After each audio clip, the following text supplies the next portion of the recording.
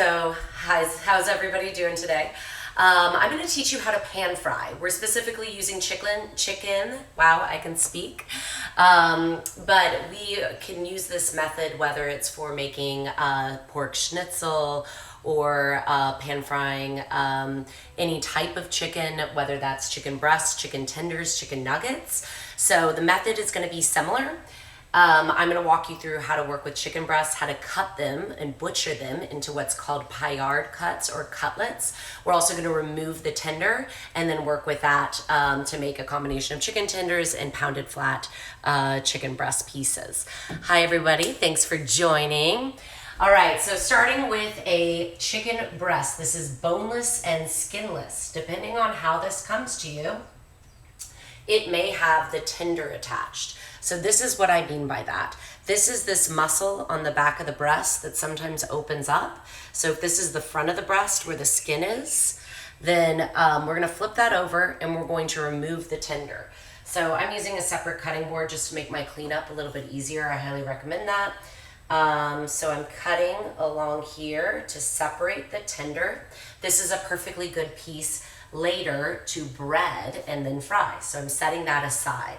With my breast, do you notice how uneven the thickness is? The tail is very thin, the top portion of the breast is very thick. I'm trying to cut this to be thin all the way across. So the best method is to put this near the edge of the cutting board. I'm going to make sure that my fingers are up while I apply downward pressure, and I'm going to cut like this. I am bisecting the chicken breast to create two thin pieces. If this freaks you out, guys, you can buy your chicken breast that's already cut into cutlets like this. That's what it means when they're labeled cutlets in the store. But you can definitely cut it yourself and you get the one tender and two cutlets. So I'm gonna carry on with the next three. This gives you more opportunity to see what I'm doing. Again, I'm going to remove this tender piece that's normally attached to the back. And I'm going to put the chicken breast near the edge of my cutting board, angle my fingertips up so that I'm not going to cut myself. And then I can bisect this very nicely. You would want to do something similar with pork chops, and sometimes even the recommendation is to pound it. With chicken breasts, I don't feel like that's that necessary. It's an additional piece of equipment. I have to get dirty. Since I'm my own dishwasher, I'd rather not do that at home. So again, one chicken tender. I'm gonna cut out this little bit of bloodline. So what I'm teaching you is butchering. If you do not want to learn to butcher, you can still proceed with this recipe, starting with the breading step, and be sure that you buy your chicken already butchered for you. Okay, two more cutlets. Time for me to wash my hands and clear off anything raw chicken from this area. I'll be right back.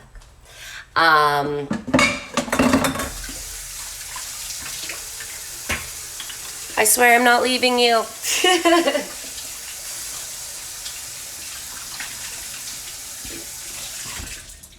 Okay, the breading for this is very simple, but before we get started on that, because I want to be able to go directly into the hot oil, I'm going to begin preheating my oil now.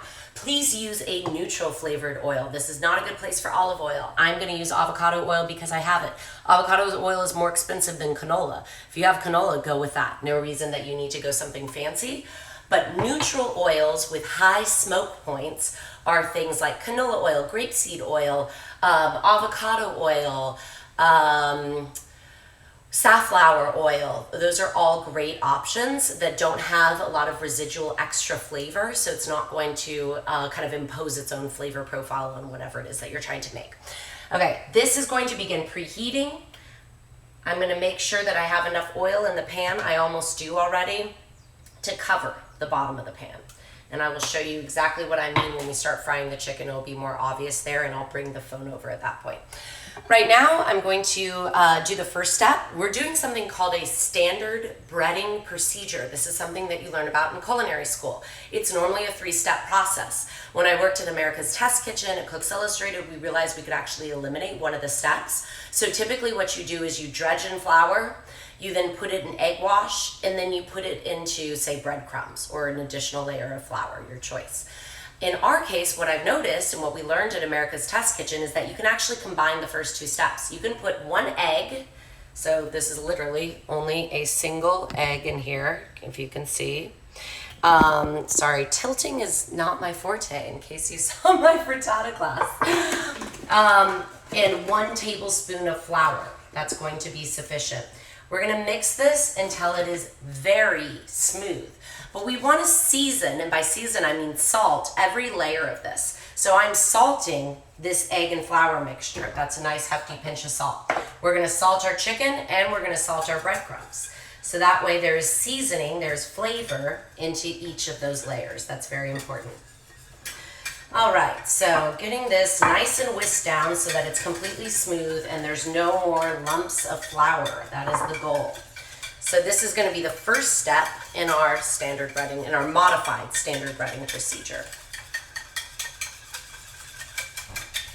Okay, next up is breadcrumbs. My preferred breadcrumbs are panko.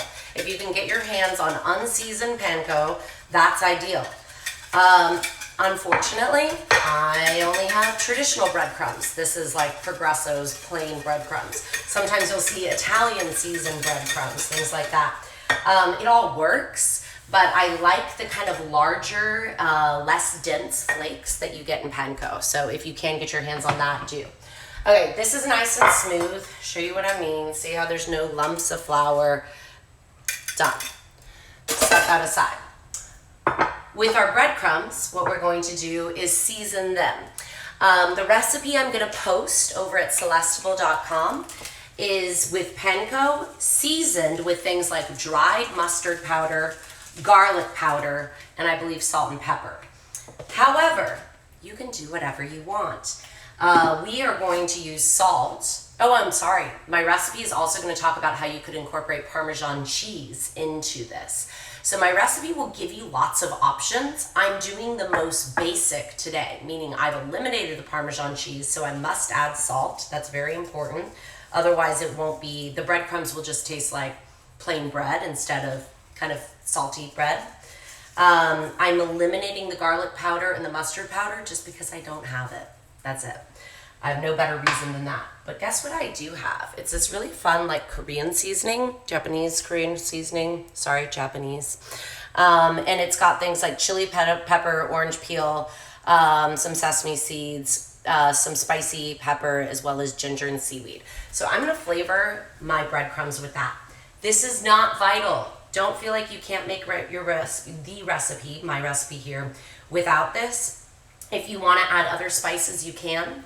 The only thing that's necessary is some sort of breadcrumb and salt. If your salt source is Parmesan, that's enough salt. You don't need to add additional salt. But if all you do is add spices to your breadcrumbs, you're definitely gonna wanna make sure that you get some salt in there, because otherwise, like I said, it'll taste like just plain breadcrumbs. All right, so we got a good amount of this in. And now we're ready to season our chicken, and then we're gonna begin dredging. So I'm gonna get this all set up. How do you know when your oil is ready? There's a couple things, and let me see if I'll be able to see it from this angle. Hopefully I can show you guys too. It should look like the oil is reflecting light. It should be shimmering. If that's difficult to see here, I'm sorry guys, this is kind of low tech. Another way that you can check this, it should radiate heat. Another way you can check this is you can put some breadcrumb and it should immediately start frying. And the most foolproof way to do this is with a thermometer. If you have a thermometer, the fry oil temperature that you're after is 350 degrees. So you can check the actual fry oil temp. We are there. So I know that I'm ready to fry for sure without just having to judge visually. So a thermometer is your best bet. Okay, I'm gonna season this chicken with some salt, get it going on all sides, toss this stuff around. I'm going to have one hand that's dry, meaning for breadcrumbs, and one hand that's wet for touching the chicken to go into the egg mixture. So I like my right hand, because I'm right hand dominant, to be my breadcrumb hand. So this is gonna be my wet, sticky hand, my left hand. So I'm turning the chicken to get it seasoned on the other side. And again, my dry hand right now can touch the salt. Fun fact about salt, bacteria can't live on it. So that's kind of nice. You don't have to worry about kind of compromising your salt, so to speak. However, I don't want to put a wet hand in my salt because I will compromise the texture of my salt. The salt will start to all stick together. Uh-oh, my pan, do you guys see that there's smoke coming off of it? You might not be able to tell that in the camera. If your pan is smoking, it's too hot. There's a couple options. You can remove it completely from heat. You can lower the temperature. Okay, we're gonna begin breading this piece of chicken. It goes first into the wet egg mixture. This is that mixture of egg and flour. Let it stop dripping, and then you're going to transfer it over into the breadcrumb mixture and switch hands. So this is my dry hand. I'm going to get breadcrumb mixture up and over the top of this. And once I can't see it, it's almost like I buried it in the sand. Then I can apply even pressure over the top. Do it again to the other side just to make extra certain that all those breadcrumbs are really tight on it. And then I shake off any extra. Okay, we're gonna get our pan back on over to the heat because now it's no longer smoking and I adjusted our heat down a little bit. Okay, get this guy in. Do not cannonball from up high. Don't drop it from up high. You're gonna get hot oil back into your face. Instead, stand away and load it away from you. This way, if there's any splatter, the splatter goes this way and not back at me. Make sense? Safety first. Okay, we'll do a couple chicken tenders so you see what those look like. Wet hand going into the egg mixture, and then let it stop dripping. Get it over into the breadcrumb mixture.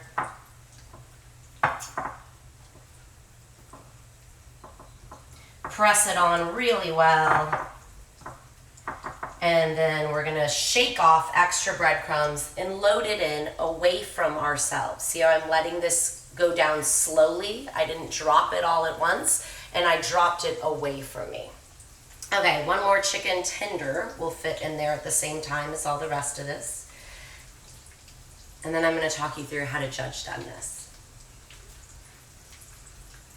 Okay, again, what we're making today is not so much a specific recipe as a technique. I know a lot of you said that you had frozen chicken breasts, so that's why I'm doing this. But if you have pork cutlets, if you have fish that you want to cut into fish sticks and do the same thing with, feel free. In fact, that's something that I do for a lot of my families that I work for that have small kids. I make fish sticks using this method. All right, we got 3 pieces in. I'm gonna wash my hands and then I'm gonna give you a up-close view of what's going on in the pan. Anybody have any questions? Because I couldn't see your questions coming through until just now.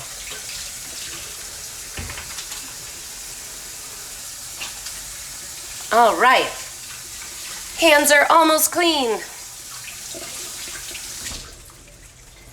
And we're back. Okay, so what I'm looking for, a couple indicators. I want to make sure, hi Aunt Deborah, I just saw her join. Okay, it should look like action in the pan. If the pan doesn't look like it's like simmering or what am I trying? Yeah, you see bubbles coming out of it. If it doesn't look like it's frying, if it's just sitting there, then what's gonna actually happen is all the breadcrumbs are gonna come off. No good.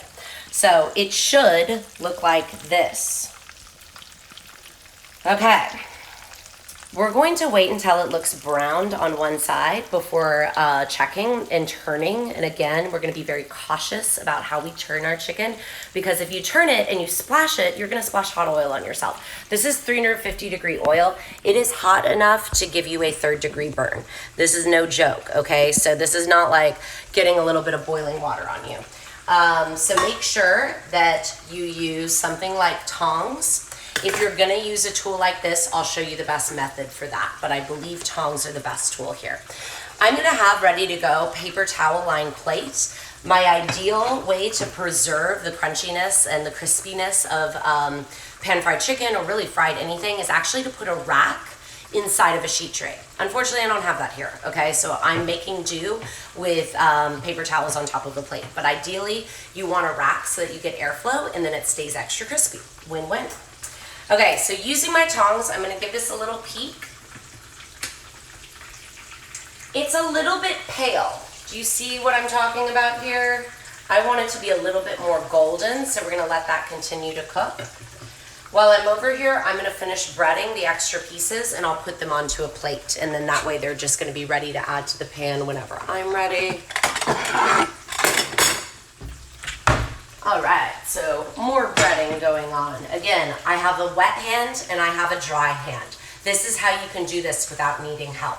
So wet hand grabs the wet chicken, goes into the wet egg and flour mixture. Again, we're using a modified standard breading procedure. As I mentioned, it's something that we started doing at Cooks Illustrated and America's Test Kitchen back when I worked there, maybe in, when was that, guys? 2010? And what it allows you to do is eliminate one of the 3 steps. It combines step 1 and 2. So I'm all about shortcuts in the kitchen as long as you don't have like major compromise. You don't lose elements that you want. This turns out just as crispy. Wet hand goes back to touching wet chicken into the wet egg and flour mixture. And then this goes into my nice dry flour mixture, and that's when I switch to my dry hand. This always seems to be really hard for people. When I used to teach classes at Sur La Table, inevitably everyone would end up forgetting which hand was for which. It's easy to do. Don't worry, but you do have to wash your hands and start over. If your hand is wet when it goes to touch the breadcrumb mixture, you'll end up breading your hand. It's almost like you'll get sort of club-handed, like you'll get more and more and more on your hand as you go. Okay. Got a few more of these guys going in. And then we're gonna go back and check on how our current chicken is doing that's pan fried. Time doesn't matter so much. What we want is a nice crispy golden exterior. And we don't want to overcook the chicken, obviously. Doneness for chicken breast is around 160 degrees. I'll just rotate this. Whereas doneness for thigh meat or dark meat is 175. So you can check, certainly with the temperature, with the thermometer, hello, I can speak. But ideally, you just want to get it nice and golden on the exterior, and since it's so thin, it will likely be done on the interior. All right, coming back over to our pan frying that's going on. Oh yeah, that's looking gorgeous. Do you see how brown that is? Again, turn it away from you in the pan, so that you don't splash hot oil on yourself. Safety first, guys. Okay. Got some breading over the top. Nice. Let me show you what this looks like in the pan.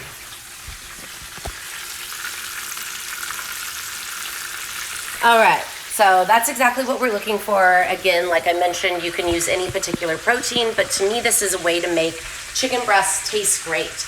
Pan frying, I swear, leaves you with a juicier end product. It's not going to absorb copious amounts of oil. Don't worry. It's not like, just because we used probably about 1/3 of a cup of oil in the skillet doesn't mean that you're going to consume 1/3 of a cup of oil, because a lot of that will be left behind in the pan. I'm going to use a thermometer to check and make sure that I'm at 160, but I bet we are.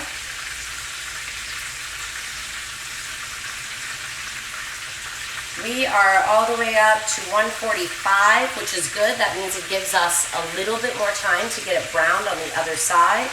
And we're already at 160 with that tender. That tender goes faster because it's smaller. All right, I'm going to bread a couple more pieces, and then we're going to go back to this. And we're going to start the next round.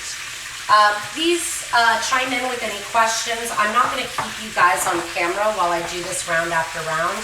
I'm just going to start the second round so you can see where these go on the paper towel lined plate. So if you do have questions, please chime in now.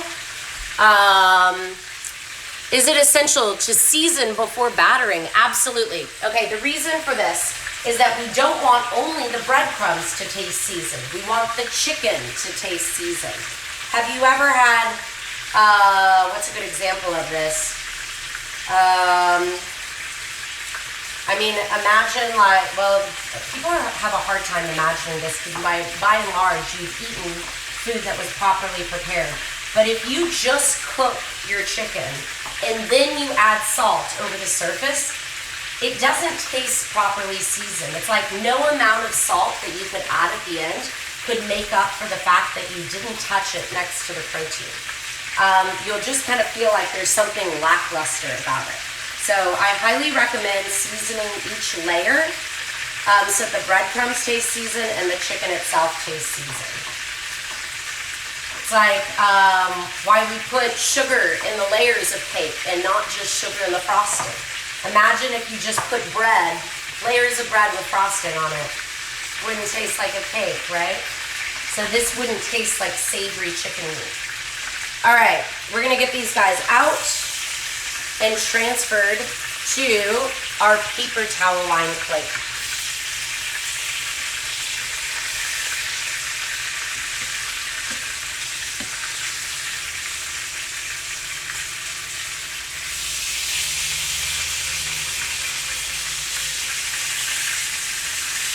If you're struggling to use these, switch to this guy.